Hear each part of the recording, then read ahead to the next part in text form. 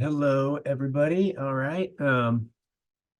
Thank you. And yeah, so moving on to Form D1a, which is titled Clinical Syndrome. I'll get into where this is coming from in a second, but you're going to hear from me. I'm going to kind of go through the nuts and bolts of the form, and then you'll hear a little bit. We're going to zoom in on the new subjective cognitive decline, and Andy Saykin's going to comment on that.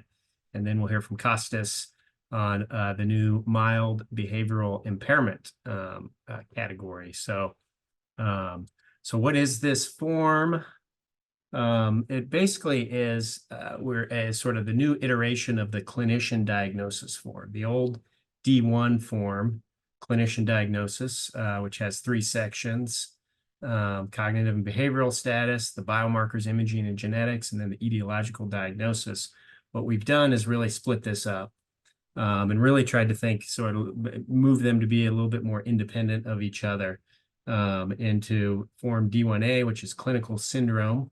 That's what we'll talk about right now and get into the details. And then Form D1b, which follows that, which is more focused on the etiological diagnosis and then the biomarkers that are used to support that etiological diagnosis. So dive in a little deeper into D1a. This is organized in 3 sections. First one being the level of impairment, the second one being the clinical syndrome, and the third one being the contributing conditions. A lot of this should be pretty familiar with some new additions and some tweaks, which we hope improve the flow and sort of the assignment of a clinical syndrome. So what is level of impairment? We have 2 new categories I've mentioned. But level of impairment is assigning, whether they are unimpaired, and if unimpaired, do they have subjective cognitive decline? Do they have dementia, MCI, or cognitive impairment not meeting MCI criteria, which is a little bit of a twist on what many centers use right now, that cognitive impairment not MCI category. And then mild behavioral impairment. So after assigning one of those, we move into assigning a clinical syndrome, where we've worked to really keep these focused as syndromes. So an amnestic syndrome, dysexecutive syndrome, a visual syndrome, aphasia, PPAs, Lewy body syndrome, etc. We'll get into that. And then third, assigning any contributing conditions, any psychiatric conditions, traumatic brain injury, epilepsy, NPH.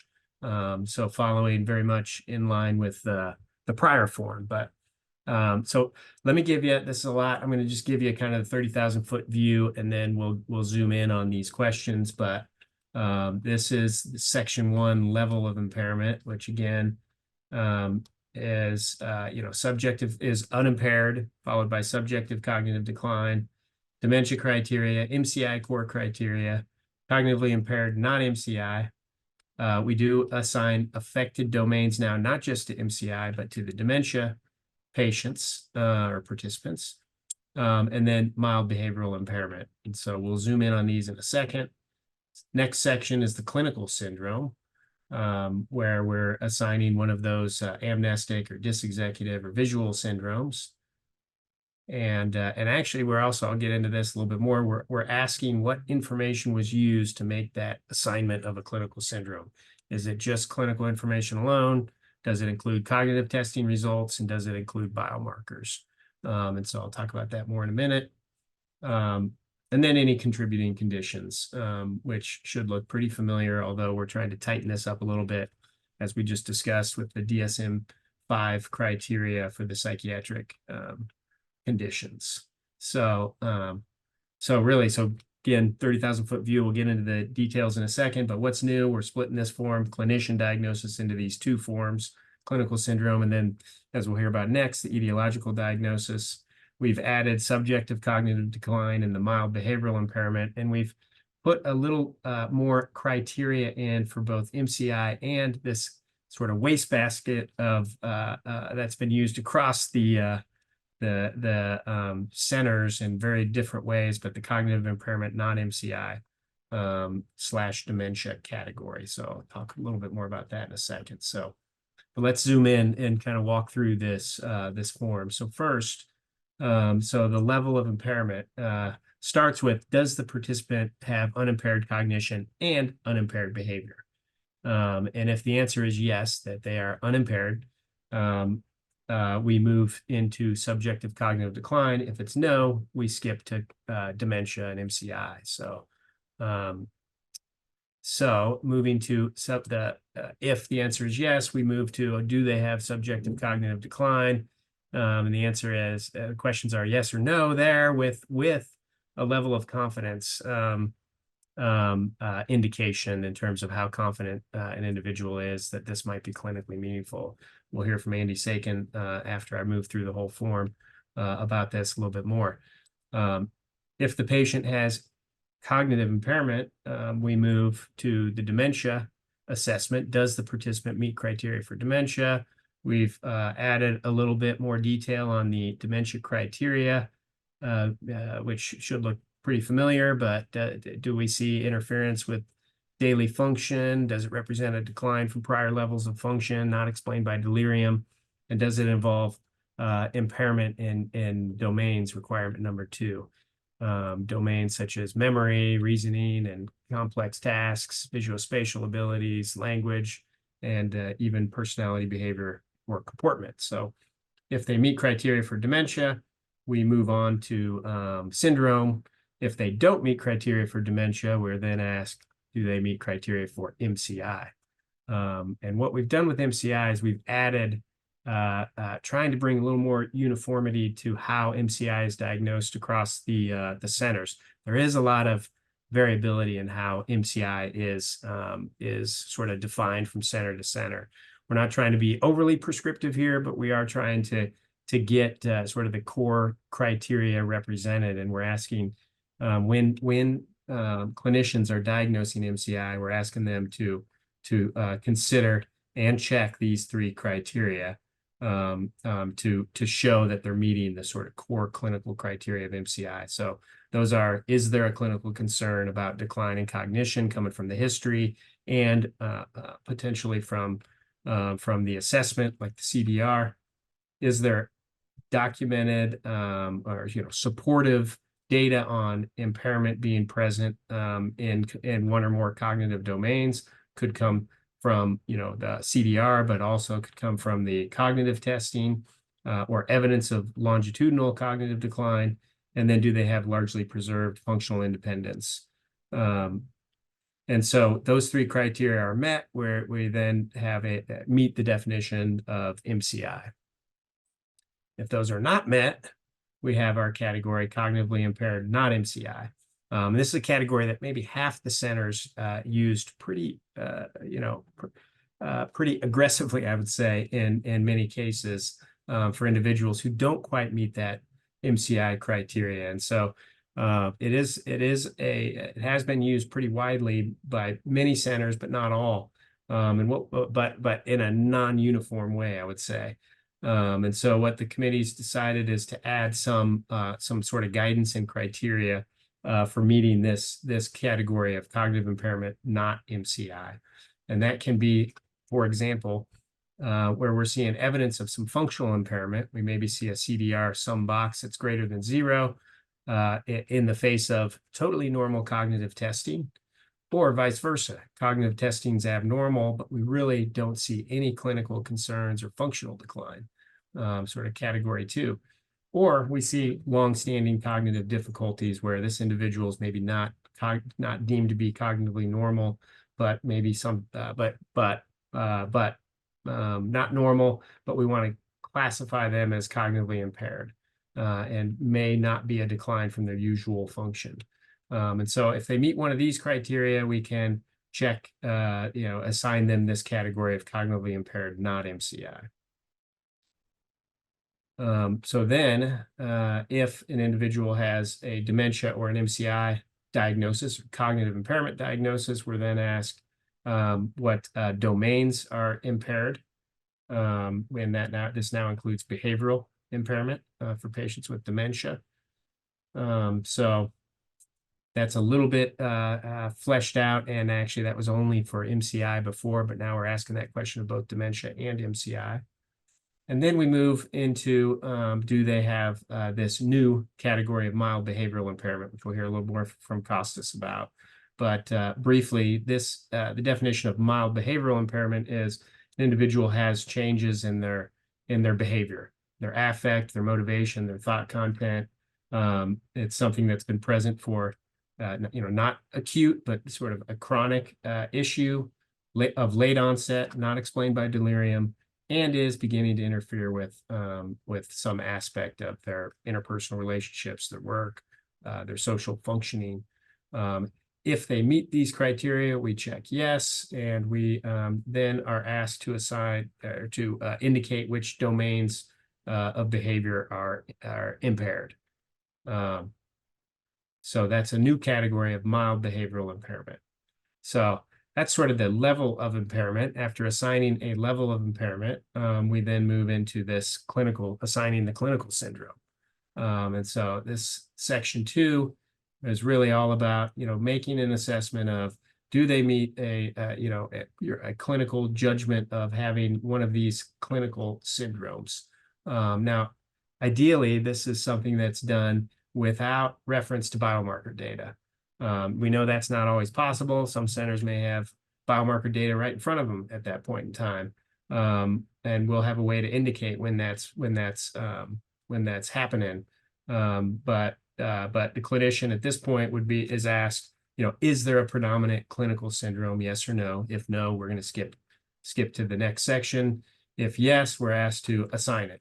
The predominant syndrome being either amnestic, dysexecutive, primary visual presentation, such as posterior cortical atrophy, primary progressive aphasia syndrome, and if that's checked, then we're asked, which type, behavioral variant, FTD syndrome, a Lewy body syndrome. Again, if checked, we're asked, does it fit with the syndrome of dementia with Lewy bodies, Parkinson's disease, or Parkinson's disease dementia syndrome, non-amnestic multi-domain syndrome that doesn't quite fit any of these categories, and into some of the more rare stuff. And we have in the guidebook put attention into the types of criteria that you can reference for these, more rare syndromes, PSP, traumatic encephalopathy syndrome, corticobasal syndrome, MSA, and others.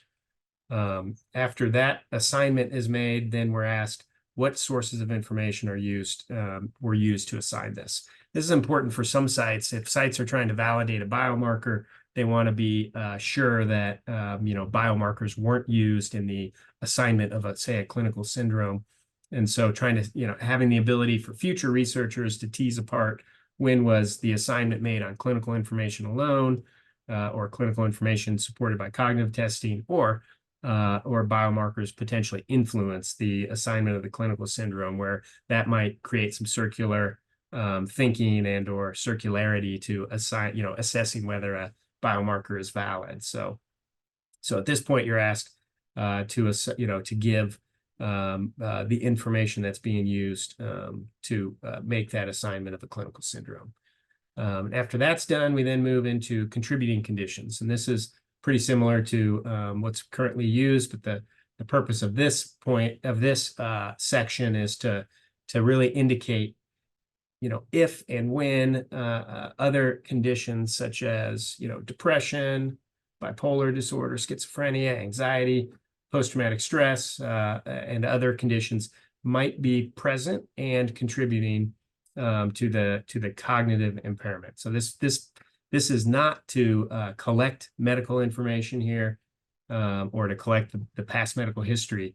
This section is really about is some other non-neurodegenerative or CVD, stroke or vascular condition causing or thought to be contributing to the cognitive impairment. And so those questions: epilepsy, normal pressure hydrocephalus, neoplasms, HIV, post-COVID syndrome, sleep apnea, etc., can be indicated here as present. And then, if present, are they the primary cause or a contributing or non-contributing cause? And so that's the new form of D1a. Let's dive in a little bit more. Andy Saykin, Yeah, are hello you? everybody. Hey, Um, all right. We'll turn it over to Andy for a deeper dive into the subjective cognitive yeah, decline. this will be really brief. It's really an attempt to just connect some of the dots around subjective cognitive decline symptoms and classification. So I think, as you all know, previously this was very inconsistent. There's been a lot of research and clinical interest in the area, but no consistent ascertainment. So we tried to improve that without, spending too much UDS time on this. So the cognitive impairment is, of course, defined by psychometric criteria, but then we want to capture individuals who have self-perceived or co-participant or study partner perceived changes. So we looked at the current concepts and instruments, items, and so forth, and tried to develop something efficient, which you already had a quick run through. Next. So as Dr. Jaika referred to earlier, and we'll just connect what's going on in some of these forms with regard to SCD. So in A1, there are 3 items. They then repeat again in A2, which is for the informant.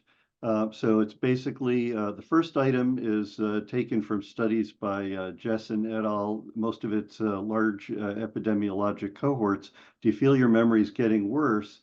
The answers are no, yes, but this does not worry me, yes, and this worries me.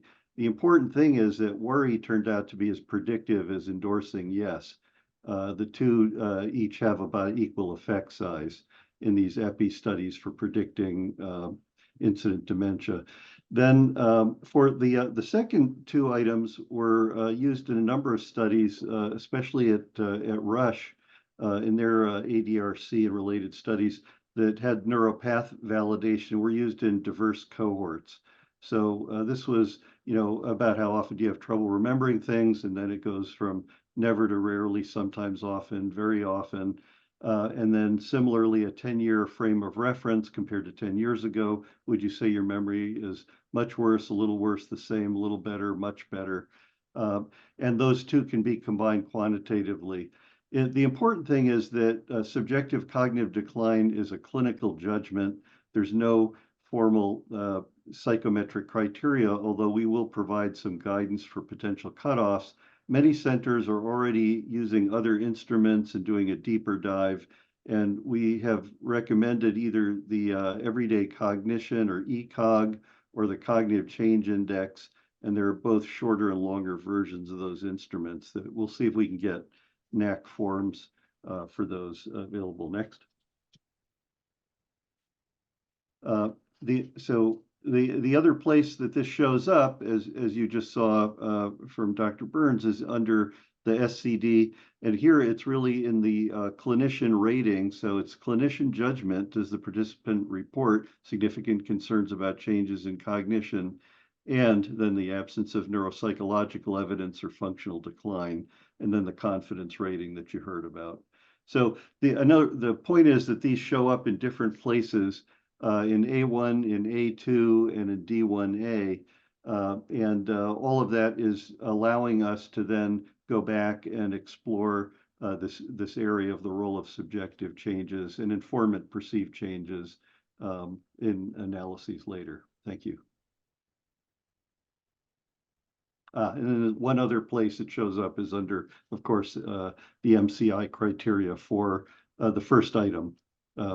Similar to, and that's already been reviewed as well. Great. All right. Thank you, Dr. Saykin. Okay, now let's dive a little deeper into this mild behavioral impairment with Dr. Lyketsos. So, thank you, Kostas. Dr. Burns. Thank you. Good morning or good afternoon, everybody, depending on where you are located. There was a question in the Q&A I thought I'd address. First of all, that as part of a webinar, I believe in February, there was a fair bit of further discussion about this. So what you will see here is an abbreviation of that discussion. NACC can help you find the tape from that prior webinar if you want to get into this in greater depth. So I just thought I'd illustrate this around the case study, what we're trying to capture. So you can read the case study here. It's a retired nurse who's newly coming to your center. She's in good health, no psychiatric or substance use history, significant memory loss, gets worked up, has amnestic MCI due to AD. As part of the evaluation, and this will be recorded in several forms of the UDSv4, it's noted that for the last few months, she's had notable changes in mood and behavior, which are fluctuating over time but are getting worse. These include anxiety, irritability, and loss of interest in social withdrawal. So she spends much of the time at home, gets angry with her husband when he encouraged her to join in activities, and she's even escalated to threaten to divorce her husband. Next slide, please. So this participant in this case, we would go to section 1, and we would note that she, in fact, does not have unimpaired cognition or unimpaired behavior. So as you can see here, magically, Dr. Burns filled in the X's in the right spots. And the person does not meet criteria for dementia. We'll go to the next slide. And if you look through the criteria for MBI, you will see that she meets them. So the participant and her husband and the clinicians note these changes in behavior. In her case, they're limited mostly to affect, motivation, and not necessarily any other areas. They have been present, at least intermittently, for the last 6 months or longer. Person is over age 50. These started after age 50. The patient does not have delirium. She doesn't have another psychiatric disorder currently or in the past. And the symptoms are interfering in her relationship with her husband, so interpersonal relationship, and she's generally functioning pretty well. So this is a person who meets criteria. Can we make the magic happen again, Jeff? Yes, she meets criteria for MBI. So you would rate a yes, and then you would go to the next segment, and you would rate the domain. So magic, Jeff. Do we have, yeah, there you go. So motivation, affective regulation are present, but these other domains are not affected. Next slide. We'll put a couple of alternative endings here to sort of show you the variability in the folks that you will be seeing. So she has the same level of symptoms, but they are not troubling to her, not affecting the life of a participant or the family. So this person, next slide, does not meet criteria for MBI because these are not impactful symptoms. They are present but not impactful, and so the answer here will be a no, and you skip out to the next question. You won't rate the domains. Domains are already captured anyway on the NPI and so forth. An alternative is she has a history of depression with her late onset, with onset in her 40s. She's been under regular psychiatric care, has been doing well. Her current GDS is 5. She's a little bit depressed, a little dysphoric on the NPIQ. Concentration is not terribly good, and she has a little bit of indecision, pretty typical symptoms for an aging person with persistent mild depressive disorder. Next slide.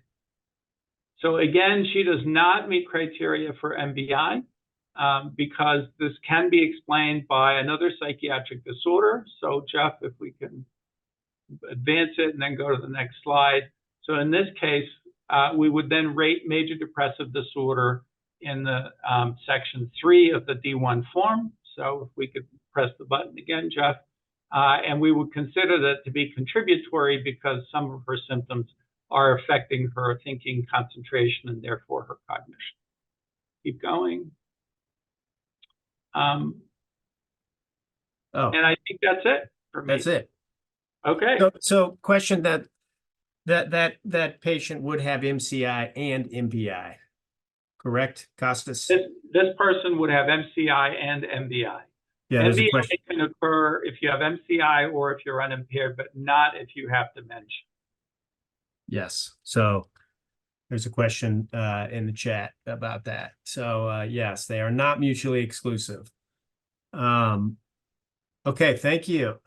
So let's wrap it up. I just wanted to shine a little bit more of a spotlight on these, additional criteria. Other, new thing here is we are asking for consideration of the core clinical criteria for MCI. I think the idea here is, if you think about things like ADNI and clinical trials that operationalize MCI, they're pretty rigorous, and we as a center network are not as rigorous and haven't been. There's a lot of variability, and so really trying to bring a little more uniformity, a little more standardization without maybe being overly prescriptive, but sort of forcing this. There needs to be some clinical concern. There needs to be impairment in one or more cognitive domains, and then preservation of functional independence overall as core criteria, and these needing to be checked for an MCI diagnosis to be made. Should help bring some little more uniformity here to how MCI is diagnosed. So that's the idea there. And then this category of cognitively impaired non-MCI, as I've mentioned, some centers use this a lot and others don't. The centers that tend to use really rigorous sort of clinical trial level MCI criteria seem to use this more, and often to capture those people who are showing, as I discussed, evidence of some functional impairment in the CDR, but so say they may have a memory domain of 0.5, but their cognitive testing is normal. So what do we do with those folks who we really have a good, strong clinical history and maybe support from the CDR, but their testing is in the normal range? We can put them in this category, or vice versa. The cognitive testing is abnormal, but we have no clinical history of support for any functional decline. What do we do with those folks? We probably don't. If some centers wouldn't want them in their unimpaired population, and this is a place, a category to place those individuals. So just a little more on those two additional criteria, and that's it. So just to kind of sum it up, again, this D1 clinician diagnosis being split into two forms, this clinical syndrome, as we just discussed, and we'll next discuss the etiological diagnosis. But we've added these two new categories, and then added some criteria for a little more guidance on MCI and this cognitive impaired non-MCI category. So that is it, and I'm not sure how we're doing on time, but I know there's questions, and this is a form that will probably generate a lot of questions. So encourage you to play with this in the sandbox and get your questions out there, so that we can make sure we need to tweak that we're tweaking to make this, to optimize this.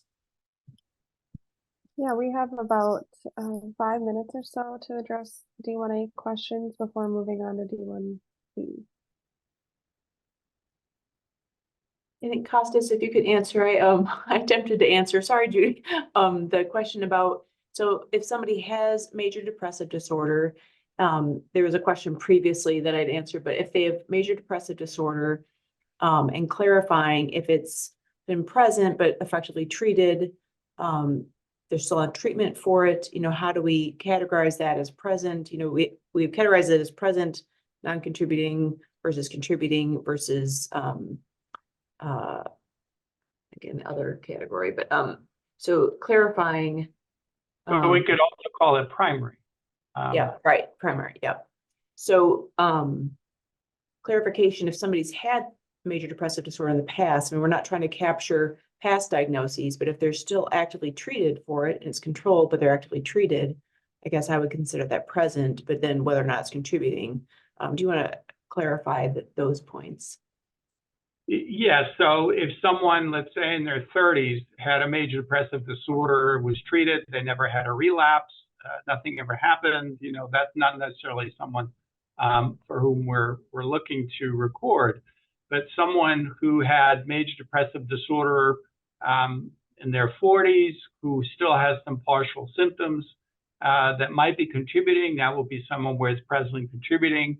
So partial remission is the term that I heard in one of the questions.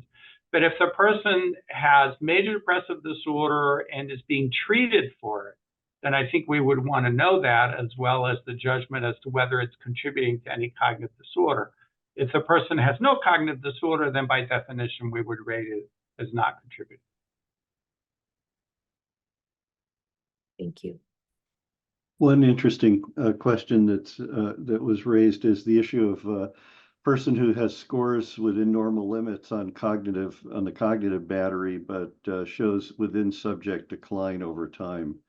And that is really another rather widely accepted definition of MCI, and probably something we could introduce better clarification of. But I think most would consider if that's, if it's reliable decline over time within subject, that's also consistent with most definitions of MCI.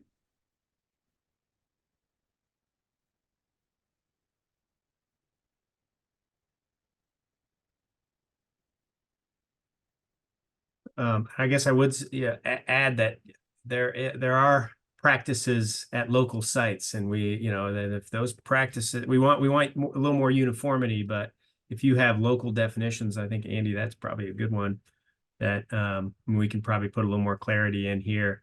But if you have your own practice for for making that judgment, then local standards are respected.